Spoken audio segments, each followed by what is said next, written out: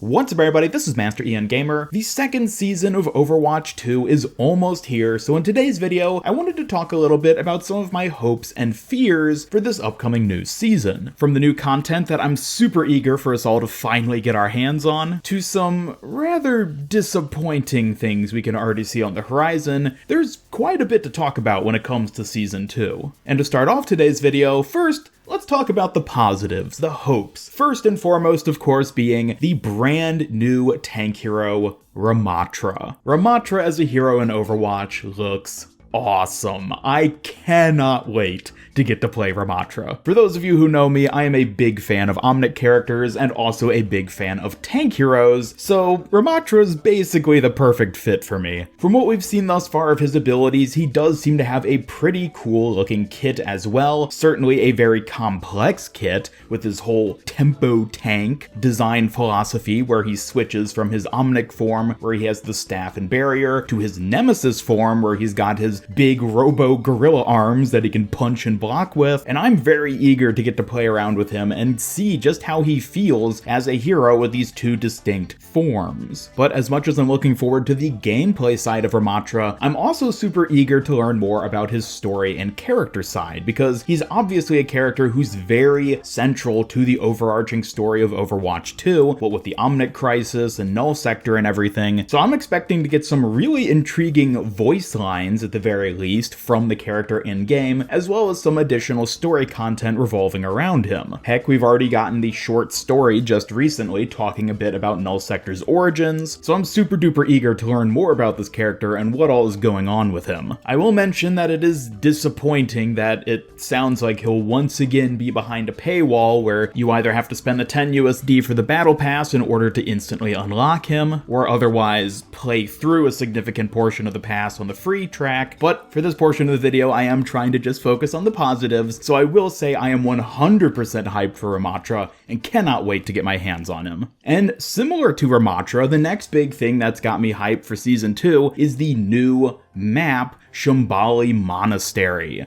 This map looks pretty cool. It is sort of interesting to me that Blizzard just went ahead and made another map based on an existing, already present map location, being Nepal. Granted, it's not really the first time they've done this. They've done arcade exclusive maps that are in this similar sort of vein, what with Kanazaka basically just being a spin-off of Hanamura. But the map itself does look very cool. I do quite like escort maps, and I love seeing the different payloads accompanying them. I like the payload for this map in particular, this colorful little truck that I guess we're going to be pushing up the mountain. And I'm willing to bet that this map is going to have quite a few story Easter eggs and implications hidden throughout it, given how much it's tied to Ramattra, and again, Ramattra is very focal to the story itself. So I cannot wait to hop into this map, poke around, see what sort of little secrets and Easter eggs there are to be discovered, and of course, I'm eager to play on the map itself as well. It looks fun, definitely has a fairly unique seeming aesthetic, despite being based on the same Nepal location as Nepal,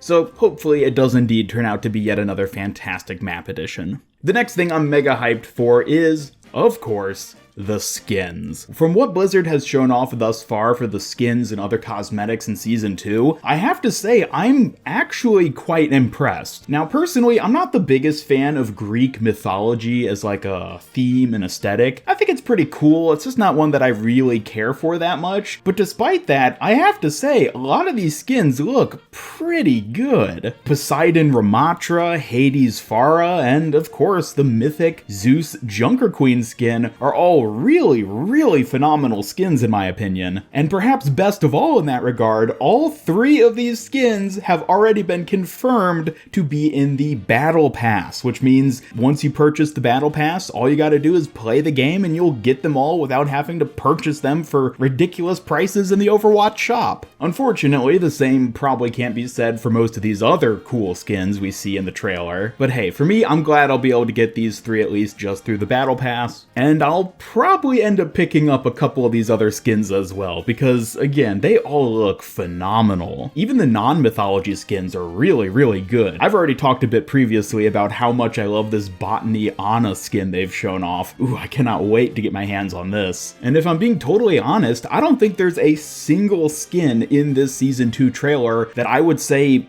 isn't good. So I think it's safe to say that the Overwatch art team is once again hitting it out of the park with Season 2, as these look like some great new skins we'll be getting. And the last major thing I'd like to focus on when it comes to what's got me excited for Overwatch 2 Season 2 is the new game mode, Battle for Olympus. This game mode came kind of by surprise. I was not expecting there to be a new, freestanding limited time game mode like this, which seems to be independent of any sort of seasonal event like Winter Wonderland or Lunar New Year. It's its own sort of thing that'll be running for a couple weeks during January, where you'll be able to play as all the heroes who got the mythology skins, and they're apparently going to have their own new unique abilities within this game mode. For example, we can see Roadhog firing out a Sigma Rock from his ultimate, and Junker Queen seems to have some sort of big AoE lightning strike ability. So I'm really excited to get to learn more about this ability and see what all the different hero abilities actually end up being. It is sadly only a limited time event, which seems to be only running for 2 weeks, so there's going to be a fairly small window where we'll actually get to play it, which likely in all honesty means that it won't be terribly replayable. I mean, it's obviously not going to be like an arcade mode, which is constantly there, like deathmatch or something. It's probably going to be something that you play a few times, you have fun with your friends, you play around with all the different heroes and whatnot, and then just sort of move on and go back to quick play or competitive or whatever it is you normally do. But nonetheless, I am still quite eager to get to try it out. I love that Blizzard is starting to do new, fresh things in this sort of way, where they're playing around with new limited time game modes, so I'm definitely looking forward to Battle for Olympus. Moving on though from the positives and everything that's got me hopeful and excited for Season 2, now let's talk about the fears, the things which either I dread may be coming or already know to be coming and I don't particularly like, the first and foremost of which is the continued presence of map pools. Why, Blizzard? Why? Why are map pools a thing? In Season 1, my theory was that map pools existed specifically because, well, let's be honest, the release of Overwatch 2 as we got it was clearly rushed, and I figured, okay, maybe some of the maps weren't quite up to date in terms of balancing and everything for the new 5v5 format, and that's why maps like Rialto, Blizzard World, and Numbani weren't available in Season 1, but no, it turns out that maybe Blizzard actually thinks map pools are a good idea for some reason, and thus, come Season 2, we will be getting the return of both Blizzard World and Rialto, which is exciting. I'm very pleased to get both of those maps back, but it'll come at the cost of removing Hollywood and Watchpoint Gibraltar. Why? I love Hollywood and Gibraltar, especially Watchpoint Gibraltar. Arguably, Watchpoint Gibraltar is the most iconic map in all of Overwatch. Yes, even more so than King's Row, because Gibraltar is literally the place where Recall takes place and initiates all the events of Overwatch and Overwatch 2. And Blizzard is going to be removing this map for the entirety of Season 2. Ignoring all the dumb monetization stuff Blizzard has been doing since the launch of Overwatch 2, this is probably the worst decision I've seen Blizzard make for the game. What's worse is that we won't even be getting Havana and Numbani back this season, the two maps that were also missing back during Season 1, which means, since the launch of Overwatch 2, we'll probably have to end up waiting at least 4 months until we can play Numbani and Havana in quick play and competitive. Again, why? Now, I could probably do a whole video talking about this map issue, and I probably will at some point, but specifically in the context of my hopes and fears for Season 2, the continuation of map pools is by far my biggest dread for this upcoming season. Hopefully Blizzard does something about it in the future, but at least when it comes to Season 2, we're still stuck with map pools.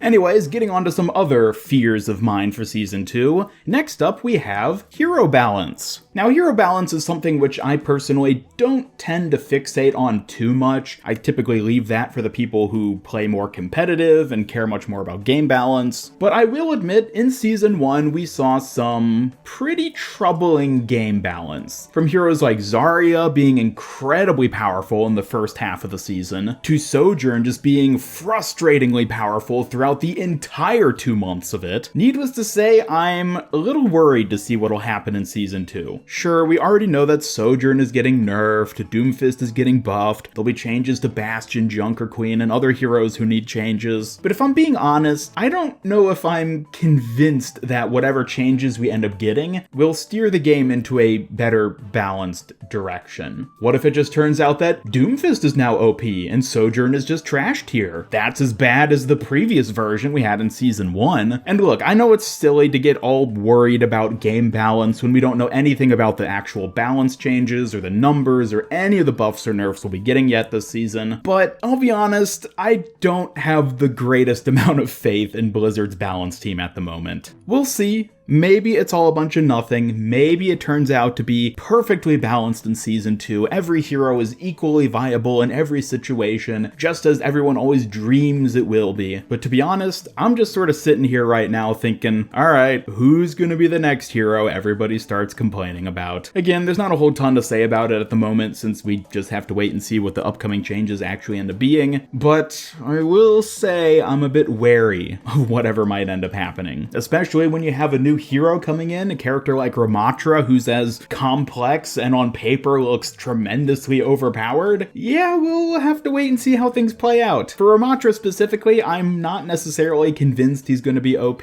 I think it really comes down to just actually getting to play him and seeing how he feels in game. But hero balance really hasn't been great since the launch of Overwatch 2, so we'll see what happens. And the last major thing I'd like to touch on when it comes to my fears for Season 2 of Overwatch 2 is the seasonal events. While I did mention that I was super excited for the Battle for Olympus game mode that'll be coming, I am a bit wary as for what'll end up happening with Winter Wonderland and Lunar New Year. Now, we did get a little bit of a sneak peek of these two events in the trailer for Season 2, so we do know they'll be coming back in some form or another, but based on the information Blizzard has provided with us thus far, they look like they might end up being as lackluster as this year's Halloween event was. Halloween Terror 2022 consisted of a grand total of 2 legendary skins, which couldn't even be earned from playing the game itself. You had to spend real money to get Overwatch coins and then buy them in the shop, which really didn't feel great when it comes to, you know, playing the game and expecting to get things from the seasonal events in that manner. It has been confirmed, though, that some skins will be available for free in these upcoming seasonal events for Winter Wonderland at the very least. Specifically, I believe it was mentioned that the epic Brigitte skin we saw during the trailer will be one you can get for free just by playing the event. But other than that, what's gonna be the case with this Bastion and Echo skin we see here? Are these just gonna be shop exclusives? Most likely. And also, are there even going to be any skins beyond these 3 we see here for Winter Wonderland? Maybe there will be, maybe there won't. But honestly, based off of what happened with Halloween Terror and how little Blizzard has sort of told us, at least about the upcoming Winter Wonderland event, which is starting very soon after the second season itself actually launches, I don't have the highest hopes for these events. Again, I'll probably do a video at some point in the future talking about the state of Overwatch events, seasonal events in particular, when it comes to Overwatch 2 relative to Overwatch 1, since it does seem like in Overwatch 2 Blizzard is putting less emphasis on these seasonal events, which, you know, I guess makes sense with the Battle Pass and everything. But it is disappointing, because the seasonal events in Overwatch 1 were always these big hype events that people would get excited for, where they could get some new skins and play some fun game modes, but now they just seem sort of relegated to these little things that happen and are so minuscule that you barely even notice they're there. We'll see though, maybe we'll be pleasantly surprised with this year's Winter Wonderland, but if I'm being honest, I really don't have high hopes for it at the moment.